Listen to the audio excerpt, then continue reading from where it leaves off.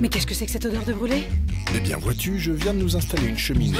J'ai toujours rêvé d'en avoir une, les soirs d'hiver, Oh pour là là, se mais non, réchauffer. Et bah là, je suis plutôt refroidi.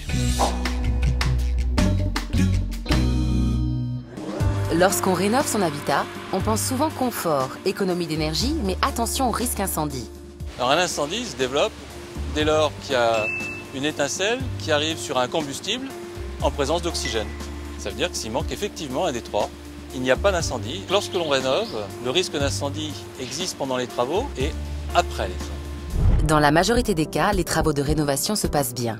Mais si vous désirez intégrer dans votre projet la prévention des risques incendies, alors, contacter un professionnel pour faire un audit, on fait un état des lieux et on conclut l'audit par des recommandations qui vont être à mettre en œuvre pour assurer la prévention incendie et plus concrètement choisir des installations, des produits, des matériaux qui limiteront et le risque d'éclosion de l'incendie et surtout la propagation de celui-ci.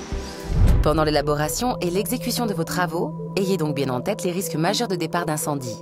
Près de 50% des incendies accidentels sont d'origine électrique. Par exemple, liés à des problèmes de connexion. Les connexions peuvent être mal serrées, de mauvaise qualité, des problèmes de surcharge sur des câbles qui sont sous-dimensionnés. On peut également avoir des problèmes liés à la protection des installations électriques, des fusibles surdimensionnés qui ne vont donc pas faire leur office ou des disjoncteurs mal adaptés. Ensuite, autour de ces câbles, on va pouvoir trouver des matériaux relais qui sont par exemple des matériaux d'isolation, du bois, qui vont alors reprendre feu et c'est comme ça qu'on va finalement avoir une propagation du câble électrique vers les matériaux combustibles et vers l'ensemble de l'habitation. Autre cause importante de départ de feu, les conduits de fumée. Les fumées peuvent être à des températures supérieures à 400 degrés. Le conduit de cheminée, lui, est également très chaud. Et donc, si on ne respecte pas un écart de sécurité entre le conduit chaud et les matériaux isolants, on peut là encore avoir des départs de feu.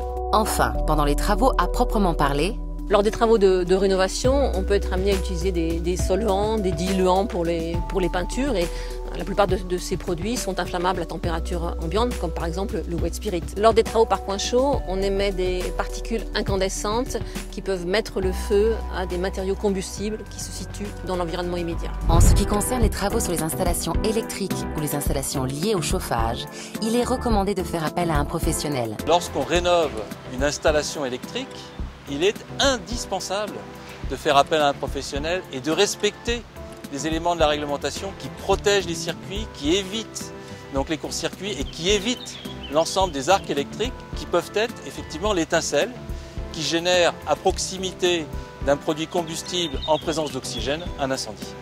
Il s'agit effectivement d'utiliser les bons matériaux au bon endroit, mais surtout de respecter les modes de pose et les dispositions constructives qui figurent sur des documents qui sont rarement lus, mais qui sont essentiels. Et une fois les travaux de rénovation terminés, pensez à installer un détecteur de fumée. C'est vraiment un objet nécessaire pour être informé d'un début d'incendie et pour assurer la sécurité des personnes qui habitent les logements, bien sûr. Pendant et après l'exécution de travaux de rénovation, il existe des risques d'incendie.